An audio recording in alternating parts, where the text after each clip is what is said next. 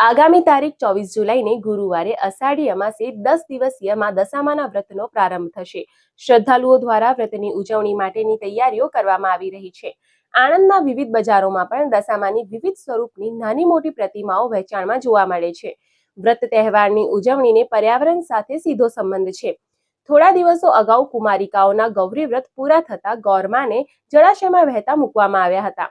આ જ પ્રકારે દશામા પર્વ સંપન્ન થતા માતાજીની મૂર્તિને વહેતા પાણીમાં પધરાવવામાં આવે છે।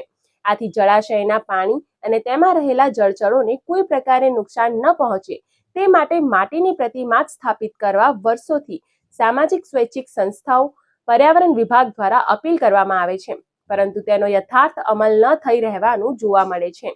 હાલ બજારોમાં ઉપલબ્ધ માં દશામાની પ્રતિમાઓ પૈકી મોટા ભાગની પીઓપીમાંથી જ તૈયાર કરવામાં આવી હોવાનું જાણવા મળે છે। મોટી સંખ્યામાં લોકો આ પર્વની ઉજવણી કરતા હોવા છતાં તંત્ર દ્વારા પ્રારંભમાંથી જ માટીની પ્રતિમાઓનો આગ્રહ કે અભિયાન છેડાયું નથી। નવાઈની વાત તો એ છે કે ખુદ મનપાના અધિકારી પણ આ મામલે જીપીસીબી દ્વારા કોઈ સૂચના કે નિર્દેશન કરાયું ન હોવાનું જણાવી રહ્યા છે।